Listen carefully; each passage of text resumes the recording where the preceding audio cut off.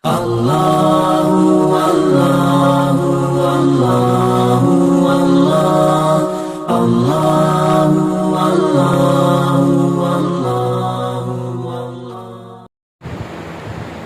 علیکم ورحمۃ اللہ وبرکاتہ۔ ان الحمد للہ والصلاة والسلام علی سید الرسل وخاتم الانبیاء والمرسلین، اما بعد فاعوذ باللہ من الشیطان الرجیم، بسم اللہ الرحمن الرحیم۔ فإن آمنوا بمثل ما آمنتم به فقد اهتدوا وإن تولوا فإنما هم في شقاق فسيكفيكهم الله وهو السميع العليم، صدق الله العظيم۔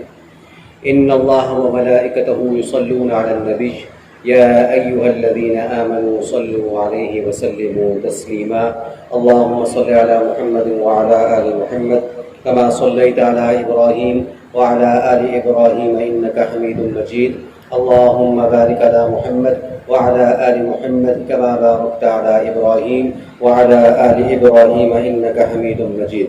انتہائی قابل صد عزت و تکریم میرے بزرگوں، نوجوان دوستوں، صاحب و ساتھیوں، ذی الحجہ کی آج 19 تاریخ ہے اور گزشتہ کل 18 ذی الحجہ کی تاریخ جو گزری ہے وہ اس لحاظ سے بڑی امپورٹنٹ تھی کہ اس میں حضرت عثمان بن عفان رضی اللہ تعالی عنہ، جو کہ نبی علیہ الصلوۃ والسلام کے دوہرے داماد تھے، ان کی یوم شہادت تھی۔ اسی حوالے سے ان کی شہادت کے حوالے سے اور ان کی سیرت کے حوالے سے کچھ باتیں عرض کرنا چاہتا ہوں۔ اللہ رب العزت نے صحابہ کرام کو ایک خاص مقام سے نوازا ہے، اور قرآن کریم اگر ہم کھول کے دیکھیں تو جا بجا صحابہ کرام کی عظمت پر، ان کے کردار پر، ان کی مدد پر اللہ تبارک و تعالی نے آیات کو نازل کیا ہے۔ صحابہ کرام کامیاب ہوئے تو اولئک هم المفلحون کا تذکرہ اللہ نے کر دیا، صحابہ کرام ہدایت یافتہ ہوئے تو قرآن نے اولئک هم الراشدون کہہ کے ان کا تذکرہ کر دیا۔ صحابہ کرام کے ایمان پر کی پختگی کی بات ہوئی تو اللہ تبارک و تعالی نے اولئک هم المؤمنون حقا کہہ کے بات کو واضح کر دیا۔ اور پھر اللہ رب العزت سے رضا کی بات ہوئی تو اللہ تبارک و تعالی نے رضی اللہ عنہم ورضوا عنہ کا سرٹیفکیٹ ان کو دے دیا۔ یہ اتنا بڑا سرٹیفکیٹ ہے جس کی کوشش ہم لوگ چاہتے ہیں کہ اللہ ہم سے راضی ہو، لیکن صحابہ کرام وہ مبارک نفوس تھے جن کو اللہ نے ان کی دنیا میں رضا کا سرٹیفکیٹ دیا۔ یہ سب سے بڑا سرٹیفکیٹ ہے، رضی اللہ عنہم ورضوا عنہ، میں ان سے راضی، یہ مجھ سے راضی۔ اور پھر پہلا سپارہ جو میں نے آیت پڑھی ہے سورہ بقرہ کی آیت نمبر 137، اس میں صحابہ کرام کے ایمان کو معیار قرار دیا گیا ہے کہ اگر تم ایمان کا دعویٰ کرتے ہو تو خالی دعووں سے کچھ نہیں بنے گا۔ فَإِنْ آمَنُوا بِمِثْلِ مَا آمَنْتُمْ بِهِ فَقَدْ اهْتَدَوْا، اگر تمہارا ایمان صحابہ کرام کے ایمان سے میل کھائے گا، ان جیسا ہوگا، فَقَدْ اهْتَدَوْا، پھر تمہیں ہدایت ملے گی، پھر تمہیں ہدایت ملے گی۔ اور اسی آیت میں آگے اللہ تبارک و تعالی نے چل کر وَإِن تَوَلَّوْا فَإِنَّمَا هُمْ فِي شِقَاقٍ فَسَيَكْفِيكَهُمُ اللَّهُ، اللہ کافی ہو جاتا ہے جو اللہ کے ساتھ ہوتا ہے۔ اچھا، یہ جو آیت کا حصہ ہے اس میں جو یہ لفظ آ رہا ہے فَسَيَكْفِيكَهُمُ اللَّهُ، اس کی بڑی امپورٹنس ہے۔ وہ امپورٹنس کیا ہے؟ اس امپورٹنس کا تعلق حضور علیہ الصلوۃ والسلام کے دوہرے داماد کے ساتھ ہے، یعنی کہ حضرت عثمان رضی اللہ تعالیٰ عنہ کی شخصیت کے ساتھ ہے۔ کل قیامت کا دن ہوگا، ہر شہید کی شہادت کی گواہی کوئی مقام دے گا یا اس سے اعلی قتل دے گا۔ مثلا کربلا میں حضرت امام حسین رضی اللہ تعالیٰ عنہ شہید ہوئے تو کربلا کی مٹی گواہی دے گی۔ حضرت عمر رضی اللہ تعالیٰ عنہ کو جس خنجر سے شہید کیا گیا وار کر کے جب آپ نماز پڑھا رہے تھے، وہ خنجر گواہی دے گا۔ اسی طریقے سے آپ سوچتے چلے جائیں، جو اللہ کی راہ میں خالصتاً شہید ہوتے رہے، جن چیزوں کے ساتھ وہ شہید ہوئے وہ گواہی دیں گے۔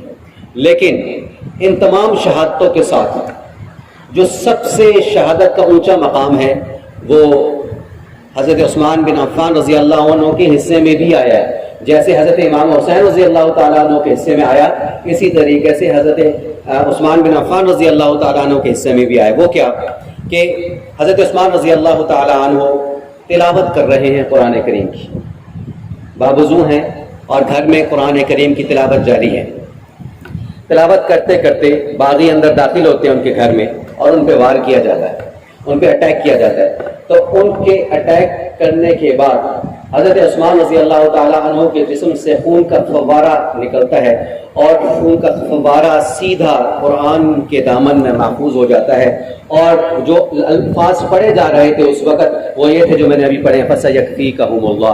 اللہ انتخاب کیسا کرتا ہے کہ کافی ہو گیا اللہ عثمان کو، کافی ہو گیا اللہ عثمان کو. یہاں سے میں ایک آپ کو وظیفہ بھی بتانا چاہتا ہوں. جو شخص کسی مصیبت میں پھنس جائے اور اس کو راہ نظر نہ آ رہی ہو کہ اس مصیبت سے کیسے نکلا جا سکتا ہے، بہت سے احادیث میں اس کی باتیں ذکر ہوئی ہیں کہ استغفار کی کثرت سے نکل سکتا ہے، درود شریف کی پڑھنے کی کثرت سے نکل سکتا ہے. جہاں اور باتوں کا تذکرہ ہے وہاں اس آیت کے حصے کا بھی تذکرہ ہے. وہ اس آیت کو معمول کا حصہ بنا لے. فَسَيَكْفِيكَهُمُ اللَّهُ فَسَيَكْفِيكَهُمُ اللَّهُ فَسَيَكْفِيكَهُمُ اللَّهُ. اللہ تبارک و تعالیٰ اس مشکلات سے اس کو رہائی عطا فرما دیتے ہیں. یہ اس وظیفے کی برکت بھی ہے.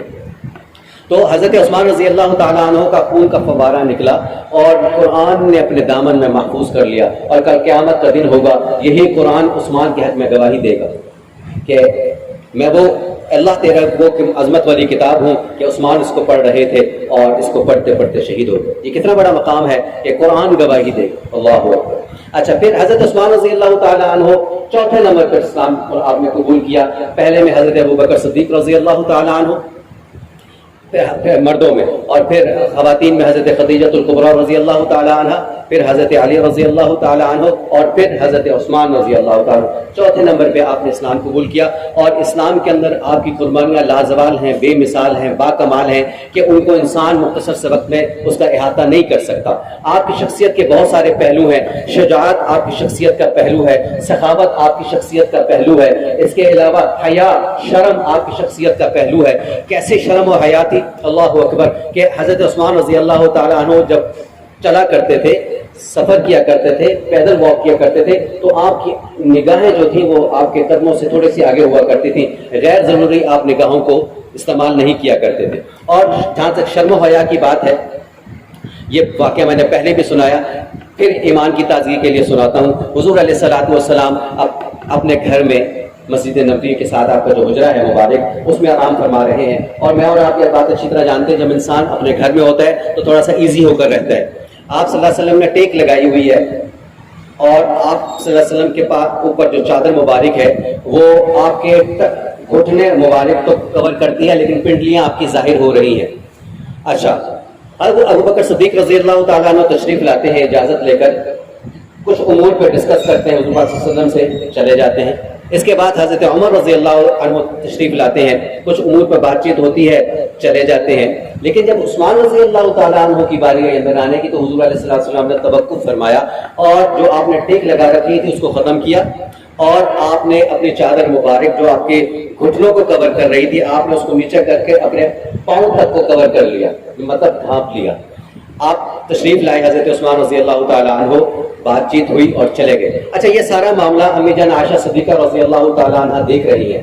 آپ آتی ہیں حضور علیہ السلام کی خدمت میں، پوچھتی ہیں یا رسول اللہ صلی اللہ علیہ وسلم ایک بات مجھے سمجھ میں نہیں آئی، میں چاہتی ہوں کہ آپ میری تسلی فرما دیں. حضور علیہ السلام نے پوچھا ہاں عائشہ کیا بات ہے؟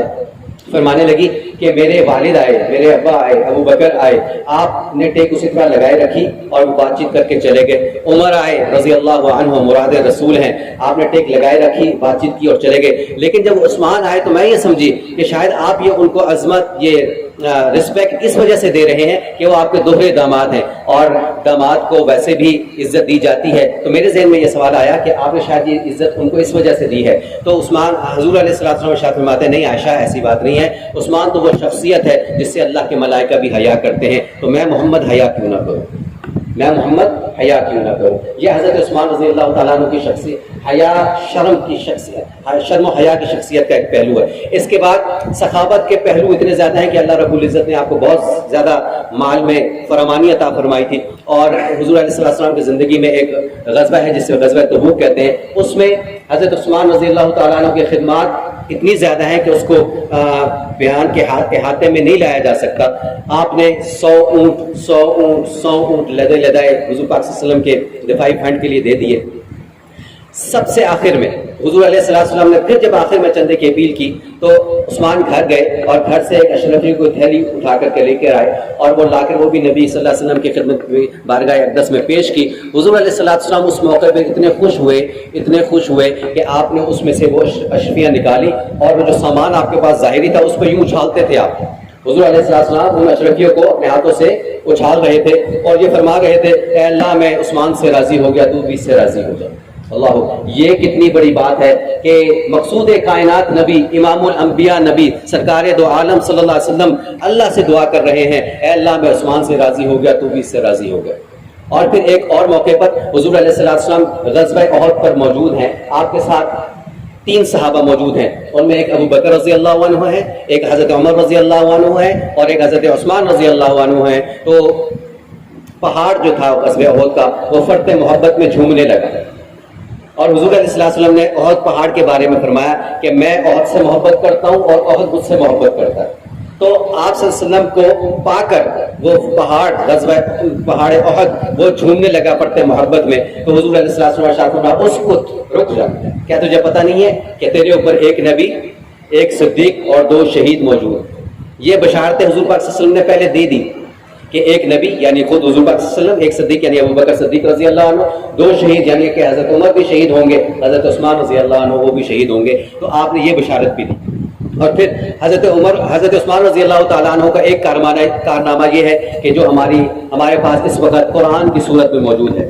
آپ نے ناشر قرآن بھی آپ کو کہتے ہیں کہ آپ صلی اللہ علیہ وسلم نے قرآن کریم کی تدوین بھی کی اور اس کو کتابی شکل میں پیش کیا. اس سے پہلے قرآن مجید جو تھا وہ لکھا ہوتا تھا چمڑوں کے اوپر، پتوں کے اوپر اور مختلف جگہوں پہ لکھا ہوتا تھا. لیکن حضرت عثمان رضی اللہ تعالیٰ عنہ کا کارنامہ یہ ہے کہ آپ نے تدوین کی قرآن کی اور قرآن کو کتابی شکل میں محفوظ کیا. اللہ تعالیٰ سے دعا ہے کہ اللہ تعالیٰ ہمیں حضرت عثمان رضی اللہ عنہ کی محبت نصیب فرمائے، صحابہ کرام کی محبت نصیب فرمائے، آپ کے نقش قدم پہ چلنے کی توفیق عطا فرمائے. وآخر دعوانا الحمد للہ رب العالمین.